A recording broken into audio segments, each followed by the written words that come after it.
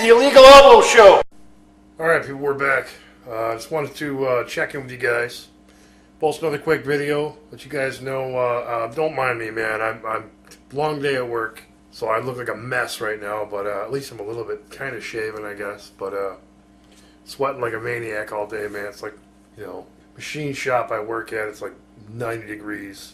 Anyways, man, want to get some news for you guys real quick. Some headlines that are going around, you know, we're all thinking about it. And off the top of my head, man, Anderson Silva, back into some training, man. He's been cleared to get back into training. So that's exciting, man. That's very cool. Cormier's going into surgery, man, so that sucks, because I would have liked to actually see him coming up fighting here soon, but unfortunately the surgery's got to happen.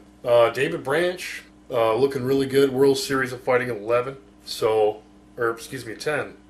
World Series 11 was on the brain because Nick Newell and Gagey, I believe, are supposed to be fighting. So that should be pretty exciting, man. That should be pretty cool. But yeah, World Series of Fighting 10. You know, it wasn't an amazing card by any means, you know, but it was good. And there were some good fights on there. David Branch, Jesse Taylor, formerly of, you know, UFC Tough Show. So, which I do want to point out, we put out a video on YouTube under the, I believe it's the MMA Breakdown page. Probably under MMA Aftermath as well. But it talks about some ideas for Tough, you know, the UFC Tough Show, where we think it'd be a really good idea to put retired fighters as coaches rather than fighters, you know, and put these guys on the shelf for, you know, however many months it takes to put the show together, get them back into training, you know what I mean, and all that shit. And it really sucks. I mean, because when you have these guys as coaches, I mean, sure, they're getting paid for whatever they're doing, you know, that's fine, that's all creamy and delicious, but they're on the shelf, and people don't want them on the shelf. People want to see them guys fighting, you know, and they're probably fine with that. You know, hey, I'll coach for a little while and do whatever, and, you know, everything will be fine. But people want to see them fight. They don't want to see them stuck on a shelf somewhere. So bring in like a Mark Coleman as a coach. Bring in like a Dan Severn as a coach. You know, how cool would that be to have those two guys as coaches and then talk about a little bit of history for like maybe 3-4 minutes per show? You know, it doesn't take up a whole lot of the show time. So, but I just thought that was a really interesting idea. We just kind of ran across it one time on a show and started talking about it. We thought, you know, it's a great idea, you know what I mean? So, a little rum and coke action for you guys, man. I'm about down to empty, man. This is not good. So, but just a quick video. So, Barnett wants to take on JDS. I think it's a bad idea, man. As much as I got respect for Josh Barnett, man, guys, you know, his pedigree is there. He's a great fighter. Getting up there in age a little bit, you know, it's kind of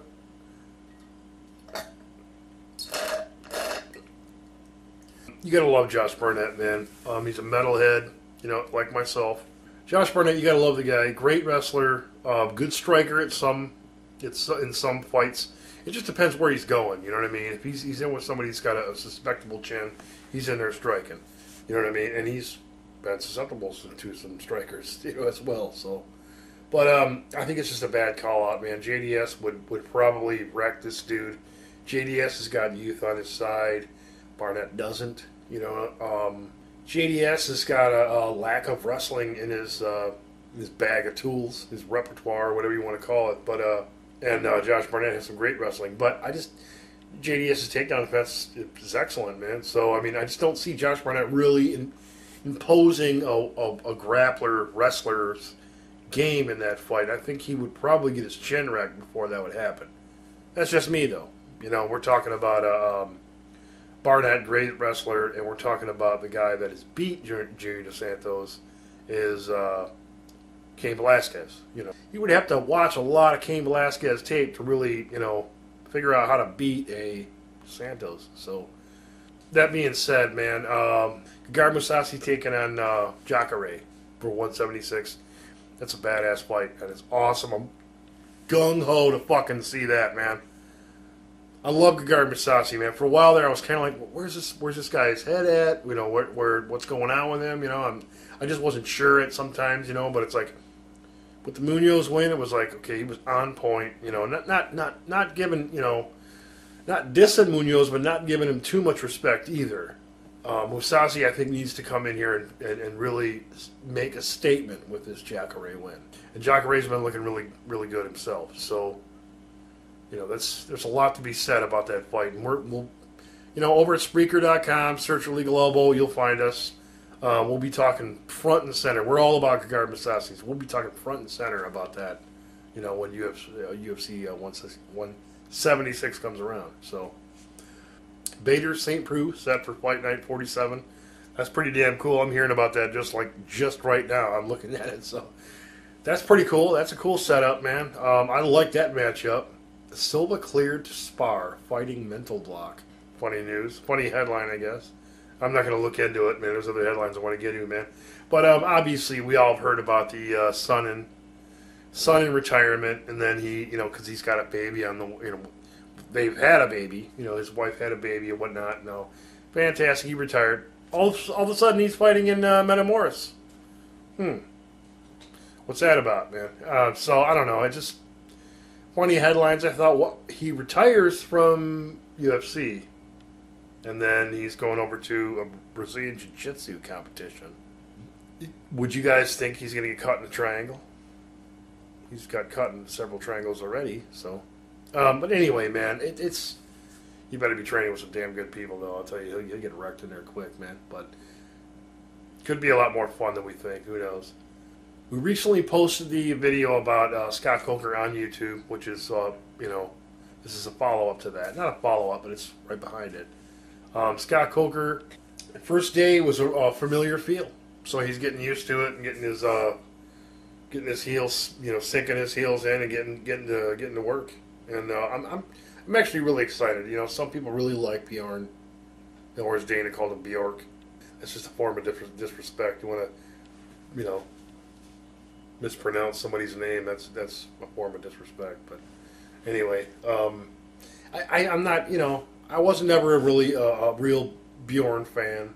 You know, nothing really crazily against the guy, but I was never really down with the whole tournament thing. You know, I liked it at first, but as time went on, it just seemed to me like a lot of the title guys, you know, the champions, and the guys that are ready for a title shot, or whatever, it just seemed like everybody was on the shelf while all this tournament bullshit went on. It just seemed like, will you fucking let these guys fight already, man? Just have the new guys do the tournament or something, man. These guys on the shelf, fighters even mentioned it too. Some of the light heavyweight champion and the heavyweight champion both said on different occasions, you know, look, Ben, we're on the shelf here, and this is, you know, we want to be able to fight. Why do we got to wait so long to fight? Well, it's because of the tournament. Coker and Viacom, you know, which Viacom's probably trying to do their damnedest to get this to work, and you know, along with Spike TV, which is a Viacom. Trying to get that to work and get some steam under it, which Scott Coker in your corner, I believe that's going to happen. That's going to work out. You know, you just got to, you know, let the guy sink his teeth into it and get to work, because he's been in the business. Just a quick background before I get out of here, man. Coker started Strikeforce as like a regional promotion. You know, I believe San Francisco, San Diego, somewhere in there. But in 1985 is when it started, and it was a kickboxer promotion. So I mean, he's taken that through a lot of different things. You know, he's taken that through a lot of different changes, and the promotion itself has changed with the game, which is sweet, man. The guy can adapt. You know what I mean? So I think Scott Coker in Bellator will change it for the better. It just might be, you know, it really might be a year until you guys really see something that you really, really enjoy and really dig. And some of you might not dig it, man. Who knows? If you really look back, you know, the height of Strikeforce, in my opinion, was miles ahead of any Bellator.